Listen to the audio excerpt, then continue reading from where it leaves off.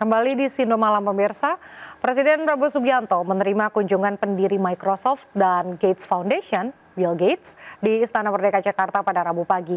Keduanya menggelar pertemuan tertutup membahas sejumlah isu strategis.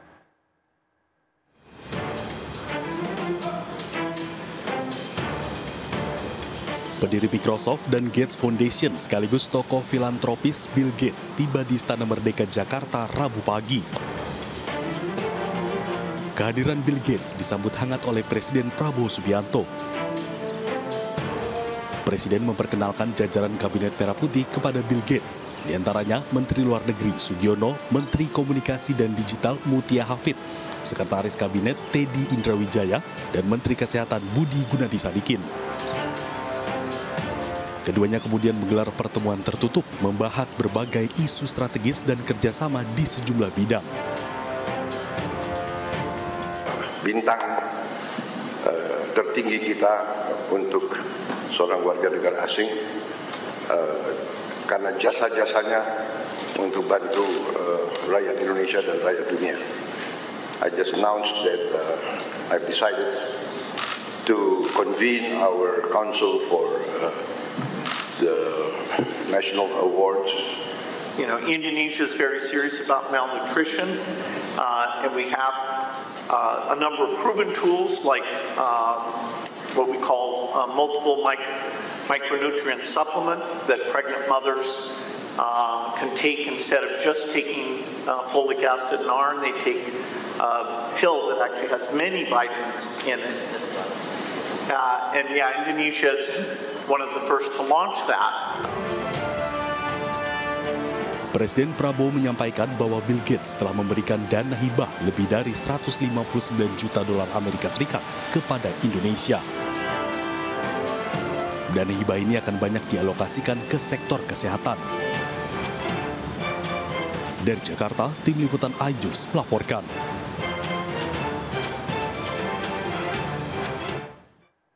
Presiden Prabowo Subianto mengajak tokoh filantropis Bill Gates untuk meninjau program makan bergizi gratis di SDN Jati 030 Gadung, Jakarta Timur. Kehadiran keduanya disambut antusias para siswa.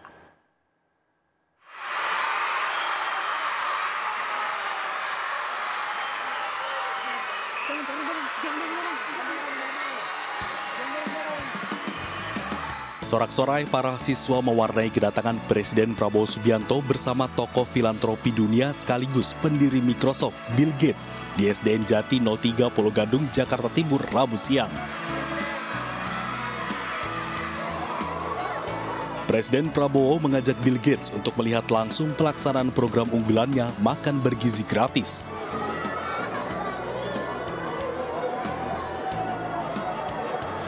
Prabowo memperlihatkan tumpukan kotak makan berbahan stainless steel yang siap dibagikan kepada seluruh siswa sekolah. Kepala negara pun membuka salah satu kotak makan tersebut untuk memperlihatkan menu makan gratis yang disajikan. Keduanya kemudian melanjutkan peninjauan ke dalam ruang kelas untuk melihat langsung pembagian makan siang gratis kepada siswa sekolah dasar.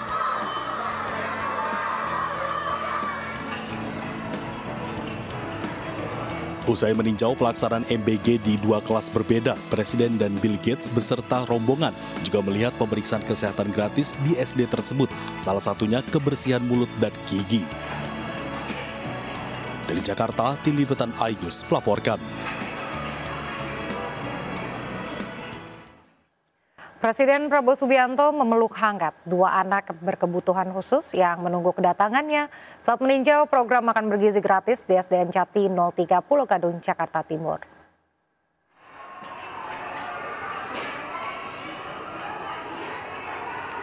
Presiden Prabowo menghampiri anak berkebutuhan khusus yang menanti kedatangannya di depan pintu gerbang SDN Jati 030 Gadung, Jakarta Timur.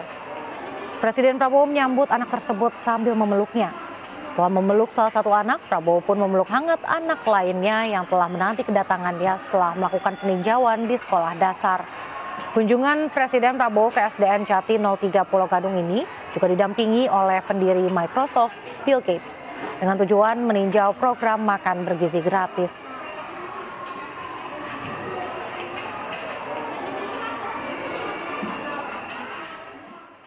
Pemirsa, ada momen unik saat kunjungan Bill Gates ke istana, tak hanya membicarakan potensi kerjasama dan kontribusi Bill Gates di Indonesia, namun juga kehangatan suasana saat Bill Gates bertemu dengan Bobby Kertanegara, kucing kesayangan Presiden Prabowo Subianto.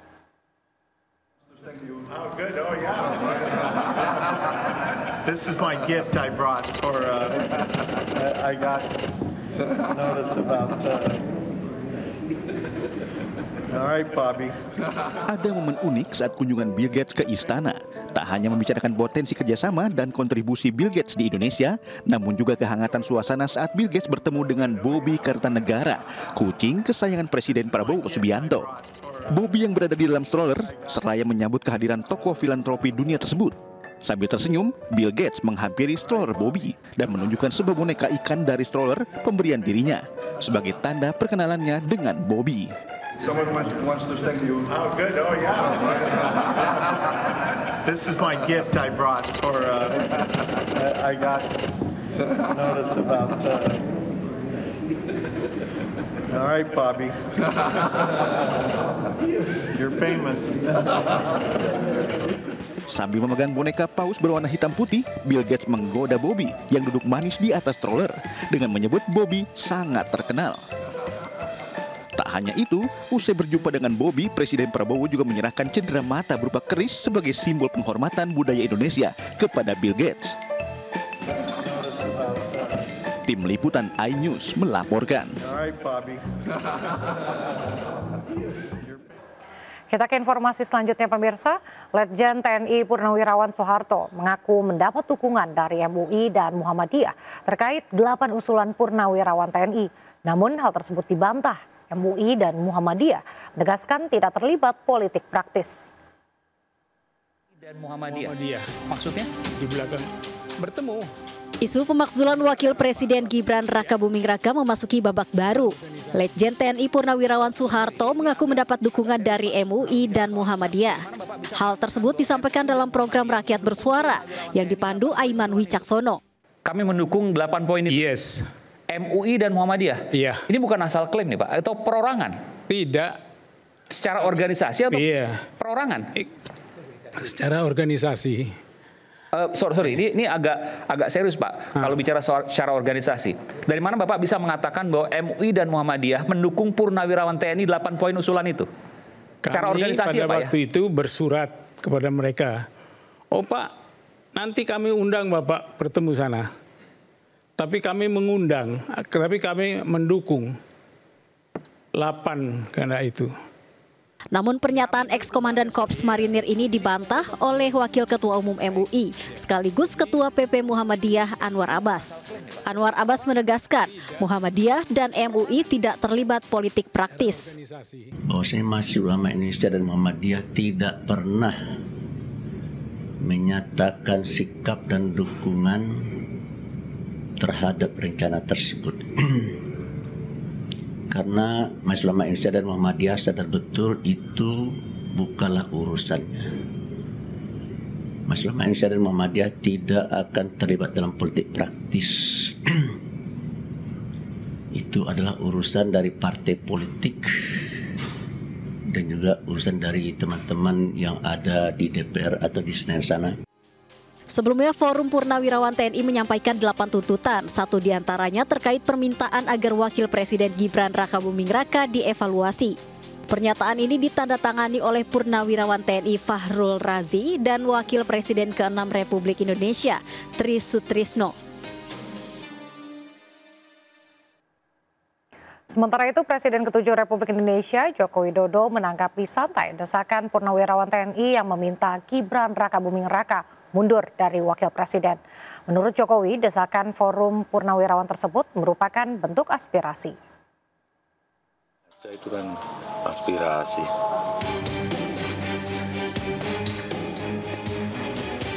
Begitulah yang disampaikan Joko Widodo di kediamannya siang tadi terkait usulan Purnawirawan TNI meminta menurunkan Wakil Presiden Gibran Rakabuming Raka. Presiden ke-7 RI itu menegaskan dalam negara berdemokrasi semua usulan boleh disampaikan. Namun yang perlu diingat, Prabowo Gibran sudah dipilih oleh masyarakat melalui pemilu 2024. Wah, usulan ya boleh-boleh saja dalam negara demokrasi seperti kita. Pak, ini kan diusulkan dari Purnawirawan TNI itu, tanggapannya gimana? Nah, ya, boleh-boleh saja, itu kan aspirasi dalam negara demokrasi, ya biasa saja. Tapi Mas Gibran sendiri kan dipilih oleh rakyat, Pak, dengan adanya usul pengadilan sudah. Ya, itu semua orang sudah tahu bahwa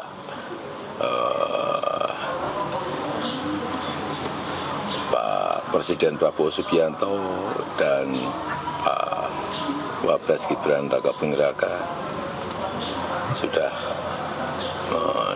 mendapatkan mandat dari rakyat lewat pemilihan umum. Sebelumnya, Forum Purnawirawan Prajurit TNI mengusulkan agar Gibran Rakabuming Raka dicopot dari jabatannya sebagai Wakil Presiden RI. Presiden Prabowo Subianto melalui penasihat khusus Presiden Bidang Politik dan Keamanan Wiranto merespon dan menghormati 8 tuntutan usulan yang disampaikan Forum Purnawirawan Prajurit TNI. Dari Solo, Jawa Tengah, Septiantoro, iNews melaporkan.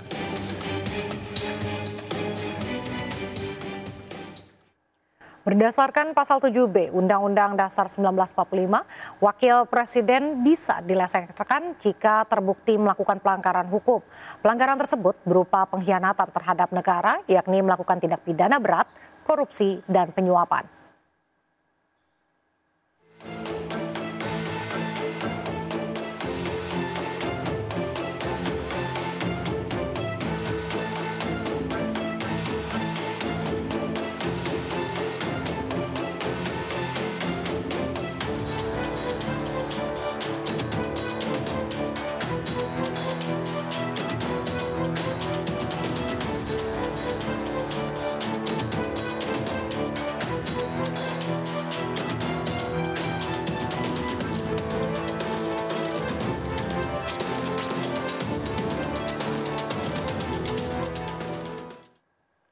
Sementara itu, mantan Menko Polhukam Mahfud MD menilai secara hukum pemakzulan Wakil Presiden Gibran bisa dilakukan.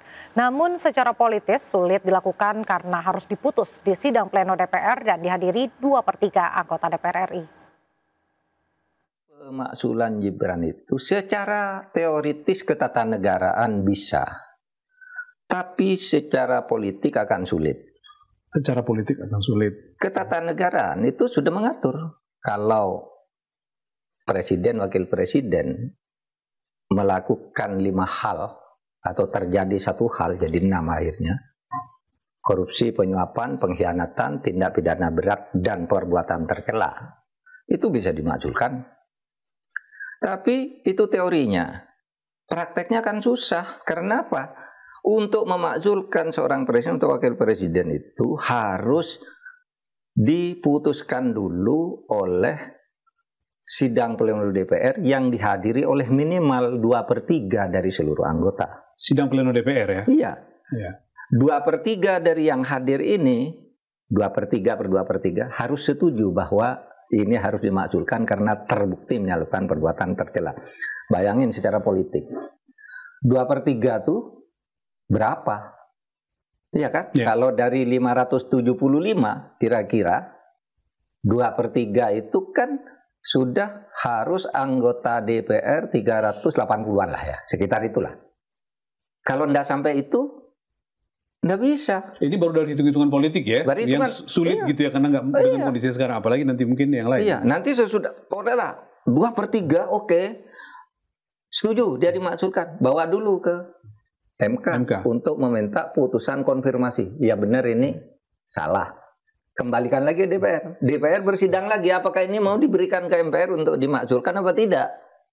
Sesudah di MPR lagi sidang 2/3 harus hadir, 2/3 harus setuju. Tidak mungkin. Secara politik sekali lagi. Secara politik karena sekarang koalisinya Pak besar sekali. Pak Wahid sudah 81. Iya. Jadi secara hukum mungkin, secara politik akan sangat tidak mungkin. Pemirsa, Gubernur DKI Jakarta Pramono Anung akan memberikan sanksi tegas kepada aparatur sipil negara yang kedapatan masih membawa kendaraan pribadi saat bekerja di hari Rabu. Sanksi tersebut berupa penundaan bahkan pembatalan promosi jabatan.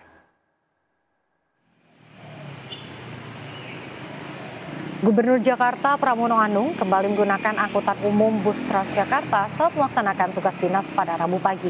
Ini merupakan pekan kedua kewajiban penggunaan transportasi umum bagi ASN di lingkungan Pemprov Jakarta setiap hari Rabu. Pramono Anung mengatakan tak akan segan-segan memberikan sanksi tegas kepada ASN yang kedapatan masih nekat membawa kendaraan di hari Rabu. Sanksi tersebut berupa penundaan bahkan pembatalan promosi jabatan. Pramono berharap kebijakan ini dapat memberikan dampak positif berkurangnya kemacetan dan polusi udara di Jakarta.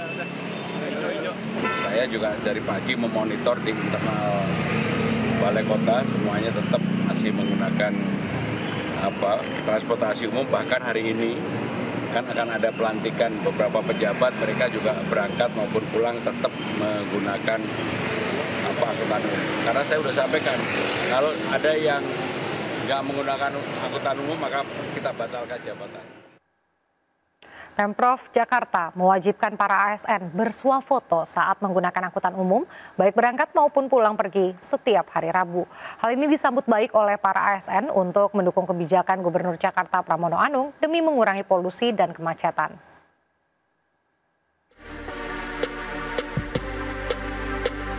Pemerintah Provinsi Jakarta mengeluarkan aturan baru yang mewajibkan seluruh aparatur sipir negara di lingkungan Pemprov Jakarta untuk menggunakan angkutan umum setiap hari Rabu. Hal ini membuat salah satu ASN Pemprov Jakarta bernama Natasha Indraswari atau Tasya menggunakan moda Transjakarta dari kediamannya di kawasan Mangga Besar, Jakarta Barat menuju kantor Pemprov Jakarta. Tasya berangkat pada pukul 6 pagi agar bisa sampai ke kantor Pemprov Jakarta tepat pada pukul 7 pagi. Ia naik Transjakarta Koridor 1A dari Mangga Besar dan turun di halte Transjakarta Balai Kota. Saat berada di transportasi umum, Tasya harus bersuah foto, baik berangkat maupun pulang kerja. Foto itu kemudian dikirimkan kepada admin kepegawaian melalui media yang telah ditentukan sesuai dengan mekanisme di perangkat daerah atau divisi masing-masing.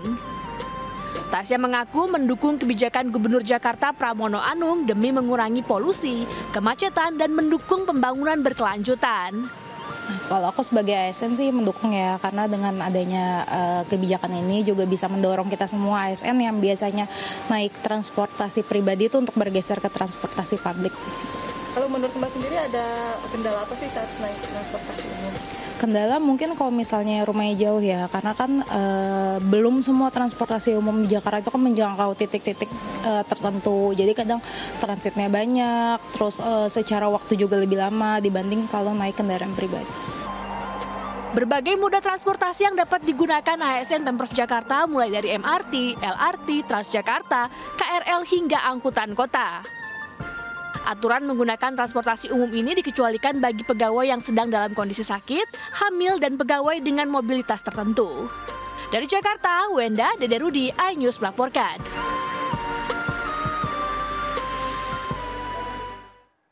Informasi lain pemirsa, viral layanan WorldCoin dan World ID merekam retina mata warga. Kementerian Komunikasi dan Digital langsung membekukan izin operasional layanan ini.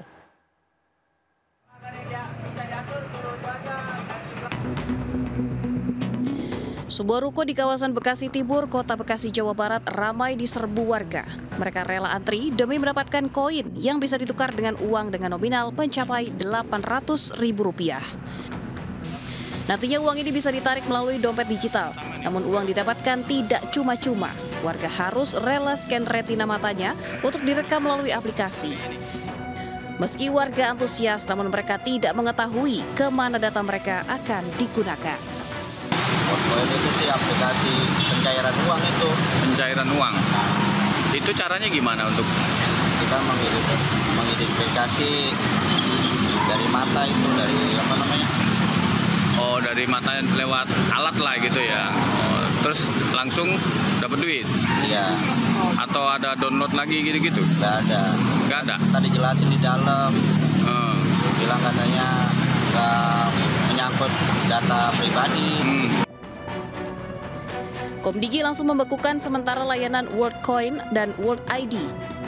Komdigi pun akan memanggil PT Terang Abadi untuk diperiksa lantaran perusahaan ini belum terdaftar sebagai penyelenggara sistem elektronik. WorldCoin adalah proyek yang dibuat oleh OpenAI dan resmi diluncurkan pada 24 Juli 2023. Indonesia menjadi salah satu tujuan proyek ini. Saat ini ada 29 cabang WorldCoin di seluruh Indonesia. Data pelanggan yang terkumpul akan menghasilkan identitas digital yang terhubung dengan berbagai aplikasi. Dugaan eksploitasi data pun mencuat. Tim Liputan iNews melaporkan. Pemilihan paus atau konklav dimulai hari ini 7 Mei waktu Vatikan. Selengkapnya usai jeda, tetaplah di Sindo Malam.